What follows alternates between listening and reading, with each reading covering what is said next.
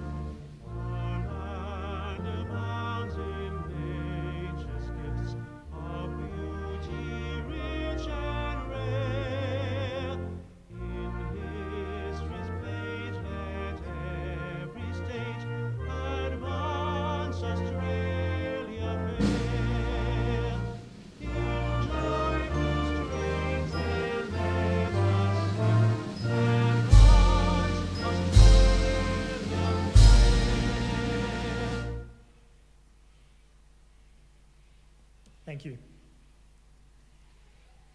The Australian War Memorial was the vision of Charles Bean, Australia's First World War official historian. Bean landed with the Australian troops on Gallipoli and stayed with them at the front through to the end of the war. The idea of this national memorial and museum came to him at Pozières, France, in the depths of the bloody fighting of 1916. Bean's idea was that this would be a place where families and friends could mourn loved ones buried in faraway places. It would also be a place that could help all Australians understand what these men and women had done and what they had endured for us. Bean's vision, to which we remain true, is best expressed as inscribed in the entrance to the memorial's galleries. Here is their spirit, in the heart of the land they loved, and here we guard the record which they themselves made. Tonight we will read the story behind just one of those on the Roll of Honour, which lists the names of more than 102,000 men and women who have given their lives for us in war and operations for more than a century. But first we present a lament, Flowers of the Forest. Wreaths or floral tributes will now be laid at the base of the pool of reflection.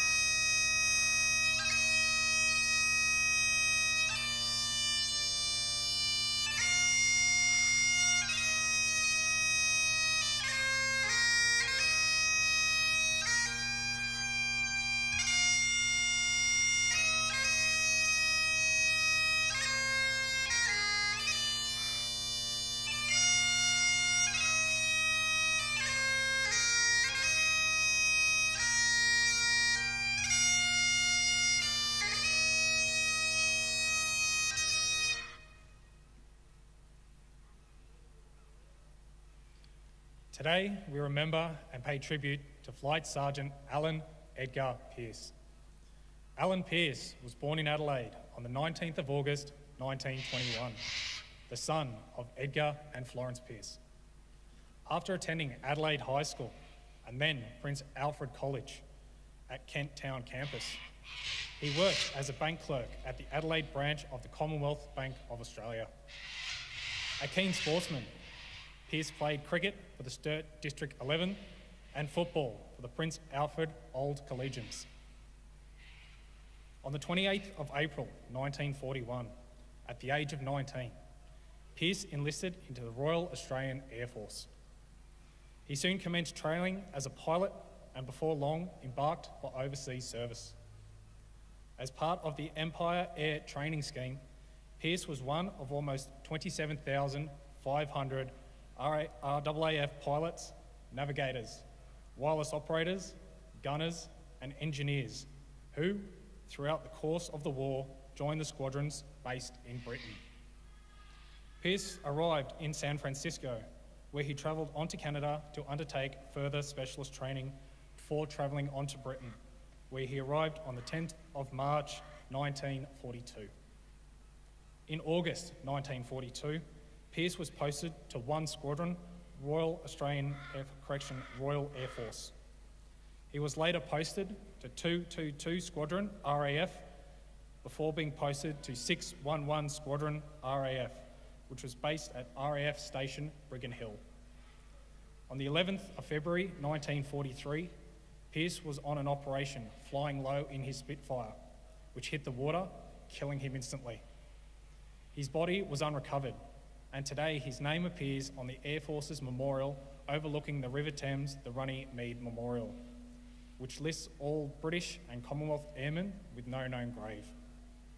His name also appears on the Roll of Honour to my left, amongst almost 40,000 Australians who died while serving during the Second World War.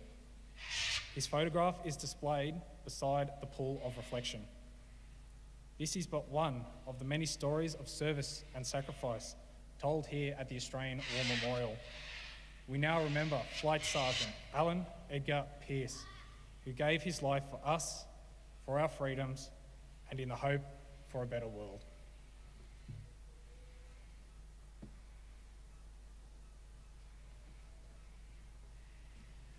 Please stand for the reading of the Ode and the sounding of the last post.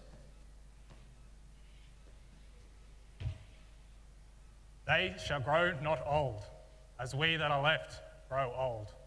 Age shall not weary them, nor the years condemn.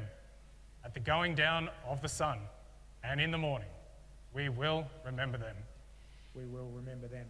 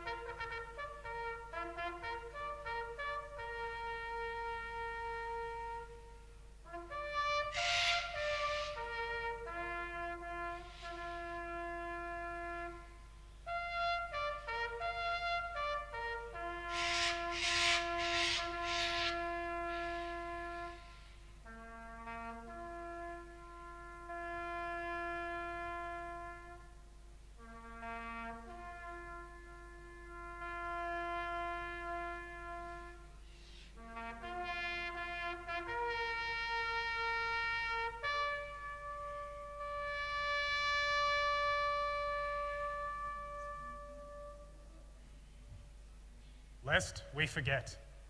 Lest we forget.